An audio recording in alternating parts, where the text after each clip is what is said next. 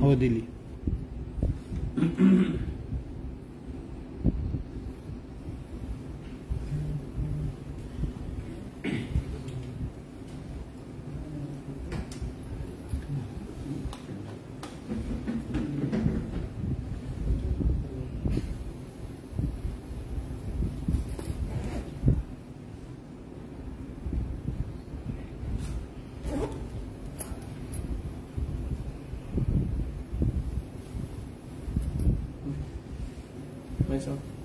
ठीक आहे. मुंबईचे माजी पोलीस आयुक्त परमवीर सिंग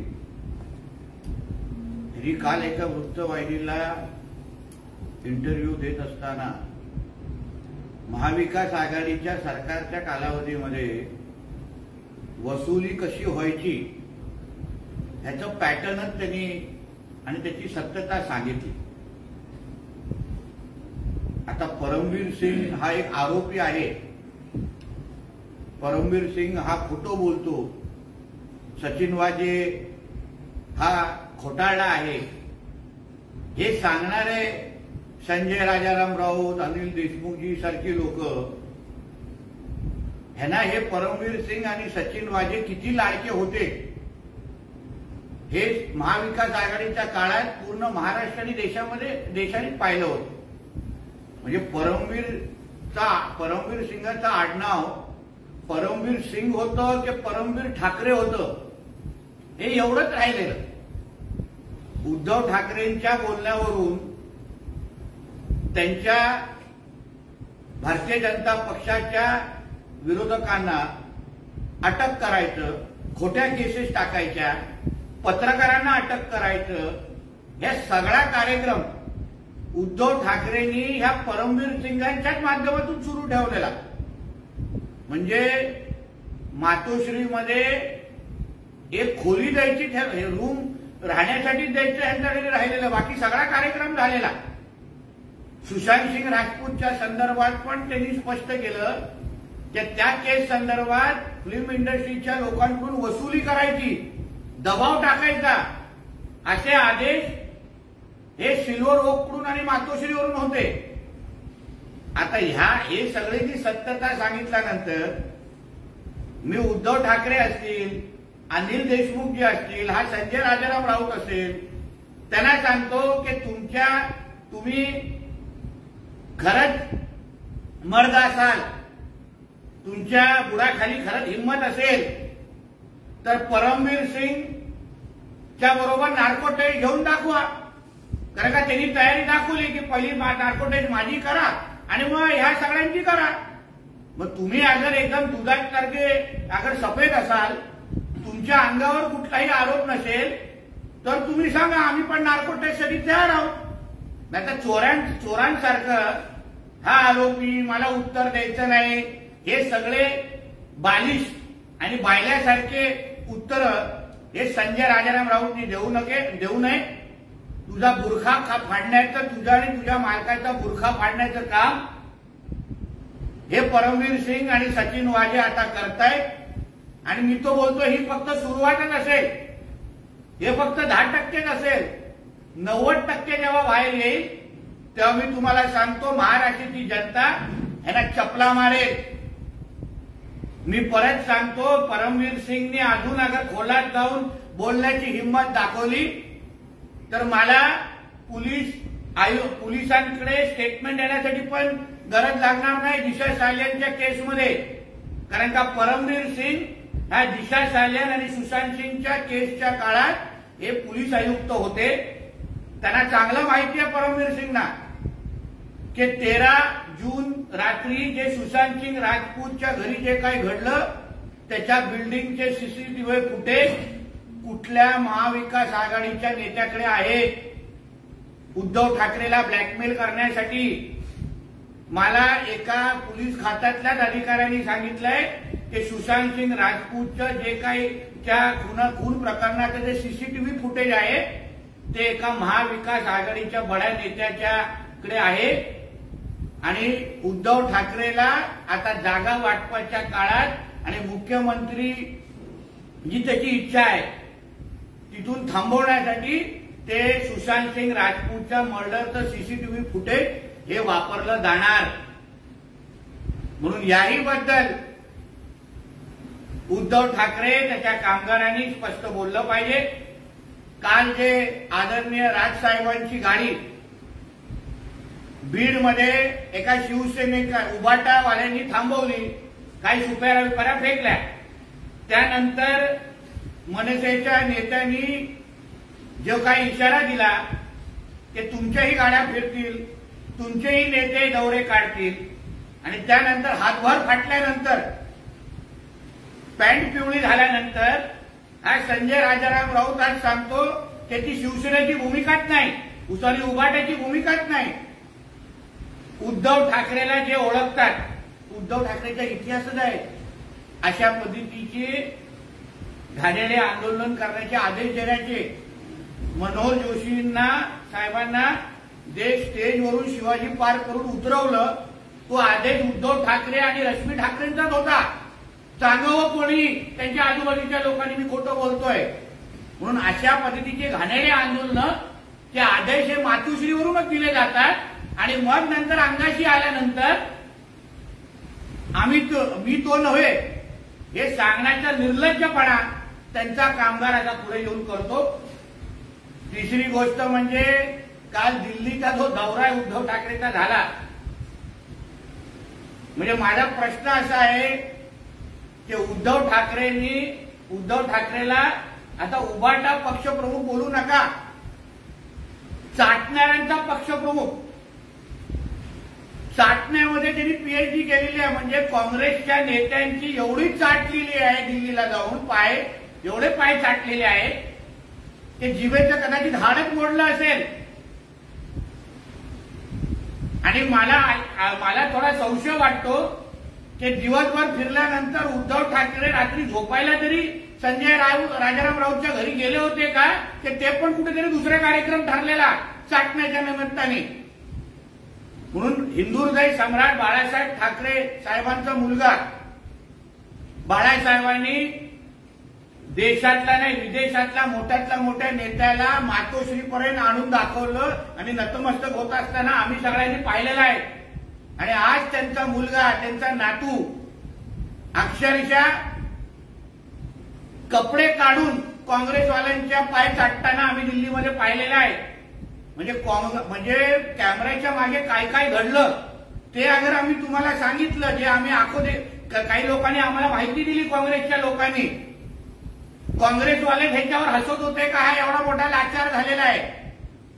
म्हणजे नाना पटोलेजींनी जे वक्तव्य केलं की उद्धव ठाकरेंनी राहुल गांधींचे पाय धुवावे, ह्याच्यावरूनच कळतं की उद्धव ठाकरे तिथे दिल्लीच्या दरबारात मुजरा करायला गेलेला. मुजरा काँग्रेसवाले असे फूल लावून काय मोगरे लावून बसले असतील आणि हे तिघं मागे नाचत असतील.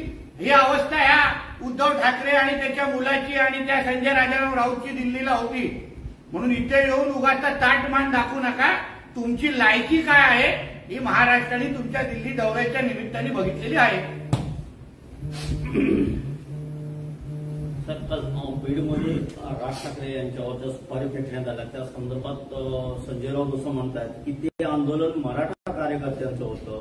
आरक्षणासंदर्भात महाराष्ट्रात विशेषतः मराठवाडा आणि बीडमध्ये हे आंदोलन सुरू आहे. त्यात राज ठाकरे यांनी आरक्षणासंदर्भात जे वक्तव्य केलं त्या विरोधात सर्वच पक्षातील तरुण मराठा कार्यकर्त्यांनी आंदोलन केलं आणि त्यात शिवसेने लोक पुढे असते. पहिले आंदोलन करायला स्वतःच्या उभाट्याच्या कार्यकर्त्याला सांगायचं आणि मग हातभर फाटल्यानंतर पॅन्ट पिवळी झाल्यानंतर ते आमचे नाहीत हे बोलण्याची निर्लज्जपणा हा संजय राजाराम राऊत आणि त्याचा मालकच करू शकतो. कुठलाही मराठा समाजाचा कार्यकर्ता, कुठलाही कडवट मराठा अशा पद्धतीचे आंदोलन करणार नाही. ते मराठा समाजाचे आंदोलक नव्हते, ते ह्यांचेच पक्षाचे कार्यकर्ते होते. राज साहेबांना मराठवाडा दौऱ्यामध्ये जेवढ्या तरुणांनी विरोध केला त्यांचा आणि मराठा समाजाच्या आरक्षणाच्या आंदोलनाचा काही संबंध नव्हता, काही संबंध नव्हता. ते सगळे उभाटाचे आणि महाविकास आणि तुतारीचे कार्यकर्ते होते. कोणाच्या मोबाईलच्या मागे मशालचा स्टिकर लावला होता, कोण शरद पवारांच्या बॅनरवर दिसत होते. हे सगळे तुतारी आणि मशालीचे कार्यकर्ते होते. मराठा आंदोलनाला आणि मराठा आंदोलकांना बदनामी करण्याची हिंमत या संजय राजाराम राऊत आणि त्याच्या मालकांनी करू नये. तुमच्यामध्ये खरंच मर्दानगी असेल, खरंच तुम्ही एका बापाचे असाल ना, तर सांगा ना, आम्ही राजसाहेबांची गाडी थांबून दाखवली. मग बघू ना तुमचे नेते महाराष्ट्रामध्ये कसे फिरतात. तो पेंग्विन किंवा तो तुमचा कवळा कसा सगळीकडे म्याव म्याव करत फिरतो आम्ही पण बघतो ना. कारण काय, सत्या पिक्चरचा एक डायलॉग आहे, एक जाएगा तो सब जाएंगे. म्हणून हे लक्षात ठेवा. आणि तुमचे नेते जेव्हा महाराष्ट्रात फिरतील तेव्हा मग ह्याचाही हिशोब चुकता होईल, हे लक्षात ठेवा. मनसेने दिलेल्या इशाऱ्यावर बोलताना संजय राऊत म्हणतात की धमक्या इशारे देऊ नका, ते भाजपला द्या, फडणवीसांना द्या, महाराष्ट्र धुळ्यांना द्या. दुसऱ्यांना द्या बोलण्यापेक्षा तू अगर एका बापाचा असेल तर तू देऊन दाखव ना भाजपला धमक्या. मग तुला पण किती काळ भांडूपला वळवळ करायचं ठेवायचं हे आम्हीही बघू. म्हणून कोणी भारतीय जनता पक्षाला धमक्या द्यावा की नाही द्यावा काय बोलण्याची हिंमत तू करू नको. तुझ्या ओढाखाली अगर हिंमत असेल तो पोलीस प्रोटेक्शन 10 मिनिटं बाजूला कर आणि मग तुला बिर्याणी आणि शिरखोरमामध्ये पण फरक कळणार नाही. उद्धव ठाकरेंची ठाण्याला सकाळी सभा आहे, त्या सभेपूर्वीच ठाण्यामध्ये गालिंग लोटांगण वंदीनं चरण असं व्यंगचित्र काढलेलं अतिशय योग्य आहे. म्हणून बोलू ना, चाटीव लोकांचा पक्षप्रमुख. चाटण्यामध्ये उद्धव ठाकरेंनी पीएचडी केलेली आहे. म्हणजे ज्याला आता चाटायचं असेल त्यांनी उद्धव ठाकरेकडून 1102 भाविका शो असे क्लासेस घ्यावे. उद्धव ठाकरे चांगला चाटण्याचा पद्धत सांगू शकतो. म्हणून ठाण्यामध्ये लागलेले बॅनर अतिशय योग्य आहे. तीच महाराष्ट्राची जनभावना आहे. त्यावर संजय राऊत असं म्हणतात की आम्ही महाविकास आघाडीमध्ये आहोत. महाराष्ट्राच्या मुख्यमंत्री पदावर ज्याला सध्या बसवलेलं आहे ते लोटांगण घालूनच बसवलेलं आहे. आतापर्यंत गेल्या 60 वर्षात सगळे मुख्यमंत्री मिळून दिल्लीला गेले नसतील तेवढे हे मुख्यमंत्री गेले लोटांगण घालायला. आमचे महाराष्ट्राचे मुख्यमंत्री, महायुतीचे मुख्यमंत्री दिल्लीला महाराष्ट्रासाठी निधी आणि महाराष्ट्राच्या विकासासाठी जाऊन बसतात. नीती आयोगला जातात, गृहमंत्र्यांना भेटतात, प्रधानमंत्र्यांना भेटतात. तुझ्यासारखं 10 जनपदच्या मम्मीच्या समोर मुजरा करायला जात नाही तुझ्या मालकासारखं. त्याच्यामध्ये मुख्यमंत्र्यांमध्ये जाणं आणि तुझ्या मालकाच्या दौऱ्यामध्ये जमीन आसमानचा फरक आहे. तुझा मालक लाचारी करण्यासाठी आणि पाय चाटण्यासाठी तिथे दिल्लीला गेलेला होता. आणि म्हणून महाविकास आघाडीच्या काळात जसा मानेला पट्टा लावायला लागला ना, तसा आता जिभेवर बँडेज लावण्याची वेळ आली असेल मालकाची दिल्ली दौऱ्यानंतर. बाळासाहेब ठाकरे, उद्धव ठाकरे यांनी दिल्लीची जी झुंज दिली मोदी शहांच्या जुलमी कारभाराशी, त्या मोगलाईशी, त्याला लोटांगण म्हणता येणार नाही, त्याला स्वाभिमान म्हणतात संजय राऊत. या नालायकाला एवढंही माहित नाही, हिंदुहृदय सम्राट बाळासाहेब ठाकरेंनी काँग्रेसच्या राजवटीच्या विरोधात लढाई केली. त्यांच्या विरोधात आवाज उचलला आणि स्वाभिमान काय असतो तो दाखवला. तेव्हा भारतीय जनता पक्ष आणि शिवसेना एकत्र मिळून काँग्रेसच्या दिल्लीच्या राजवटीच्या विरोधात लढले. आणि तेव्हा हिंदुहृदय सम्राट बाळासाहेब ठाकरे त्याचे प्रमुख नेते होते. म्हणून ह्या नालायकाला, ज्याला शिवसेनेचा इतिहास पण माहीत नाही, हिंदुहृदय सम्राट बाळासाहेब ठाकरेंचा इतिहास माहीत नाही आणि त्यांचा काँग्रेसचा काय द्वेष होता हे ना ह्याला कळत नाही, ह्याच्या आता मालकाला कळत. आणि म्हणूनच तर काँग्रेसची जाऊन चाटतायत. आणि एवढं चाटून पण उद्धव ठाकरे दिल्लीला होते आणि इथे नाना पटोले त्याला फाट्यावर मारत होते. हा फरक. परभणी सिंगावर बोलताना संजय राऊत असं म्हणतात की देवेंद्र फडणवीस या माणसाने या महाराष्ट्राचं राजकारण नासवलं आहे, बिघडवलं आहे. महाराष्ट्र यातून त्यांना माफ करणार नाही.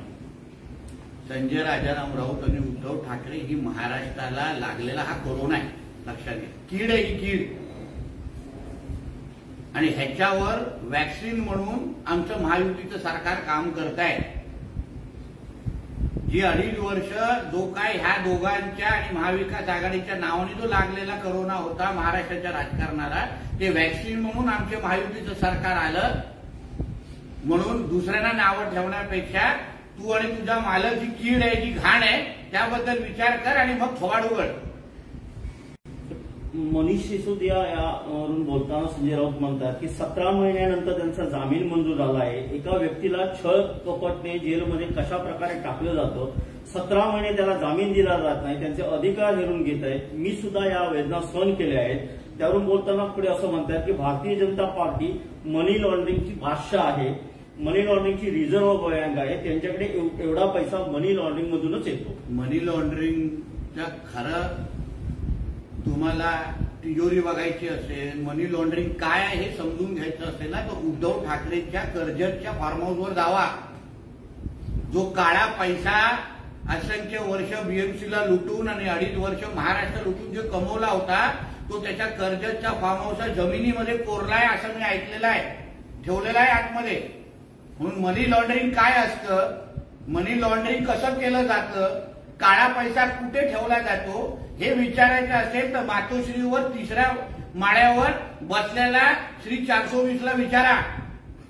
आणि कर्जतच्या फार्म हाऊसवर कधीतरी रेड ज्या दिवशी पडेल ईडीची, त्या दिवशी मनी लॉन्ड्रिंगचा बादशाह कोण आणि मनी लॉन्ड्रिंगची राणी कोण हे महाराष्ट्राला देशाला कळेल.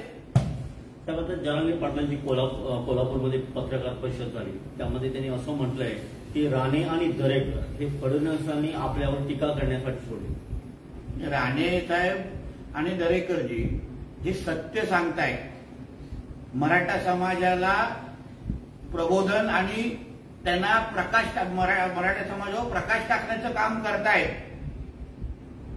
मनोज जरांगेंच्या आंदोलनामध्ये मुळे एक तरी मराठा समाजाच्या तरुणाचा फायदा झाला हे त्यांनी आम्हाला कधीतरी हिशोब द्यावा. मनोज जरांगेंच्या आंदोलनामुळे मराठा समाजाचा कमी आणि मुस्लिम समाजाचा जास्त फायदा झालेला आहे. ईडब्ल्यूएसच्या त्या ह्याच्यामध्ये जेव्हा आता पोलीस भरती निघाली त्याच्यामध्ये 90% हे मुस्लिम समाजाचे लोक होते. म्हणून आता मराठा समाज आणि महाराष्ट्रामध्ये हा मनोज जरांगे पाटील हा आधुनिक मोहम्मद अली जिन्ना तर नाही ना असा प्रश्न विचारला जातोय सगळ्यांमध्ये. कारण का कुठेही मराठा समाजाचा फायदा होत नाहीये, त्याच्यापेक्षा मुस्लिम समाजाचा जास्त फायदा होतोय. त्याबद्दल थोडं आम्हा लोकांना सांगा तुमची बाजू काय आहे. तुम्ही नेमकं मराठ्यांसाठी लढताय का मराठ्यांच्या खांद्यावर बंदूक ठेवून मुसलमानांची सेवा करताय हे कधीतरी स्पष्टता येऊन दे. आणि त्यावर अगर आमचे राणे साहेब आमचे दरेकर साहेब अगर बोलत असतील तर मराठा समाजासाठी जेव्हा हे गोधडीत होते ना मनोज जरांगे पाटील, तेव्हा राणे साहेबांनी मराठा समाजाला आरक्षण देऊन दाखवलेलं आहे. तेव्हा आमच्यासारख्या लोकांनी 30-40 मराठा आरक्षणाचे मोर्चे घेतलेले आहेत. मराठा समाजासाठी आम्ही लढलेलो आहे. म्हणून आम्हाला मराठा समाज आणि मराठा समाजासाठी हित हे आम्हाला त्यांनी सांगू नये. तेव्हा तो गोधडीमध्ये होता, आमच्या ऑफिसमध्ये स्वतःची केस काढण्यासाठी उभा राहायचा. म्हणून राणे साहेबांना, दरेकरजींना आणि आम्हा लोकांना आव्हान देऊ नको. तुझ्या शाळेतले प्राध्यापक आहेत ते लोक, तू आता नवीन विद्यार्थी जॉईन झालेला आहे आणि पहिलं तू हे सांग की तू मराठ्याचा आहेस की मुसलमानांचा आहेस. कारण का आता तुझ्या गाडीवर आम्हाला संशयाला लागलेली आहे की ही निश्चित पद्धतीने छत्रपती शिवरायांच्या मावळ्याची दाढी नाही, हे कुठल्या तरी आता मोहम्मद अली जिन्नाच्या समर्थकाची दाढी तर नाही ना, हा प्रश्न विचारासारखा वाटतो. आता सर, महाराष्ट्रातील एक प्रकल्प आहे तो गुजरातला हलवण्याची माहिती पुढे येते. महिंद्रा कंपनीचा, इलेक्ट्रिक कंपनीचा जो माहिती आहे तर कन्फर्मेशन माहिती आहे का तुम्हाला?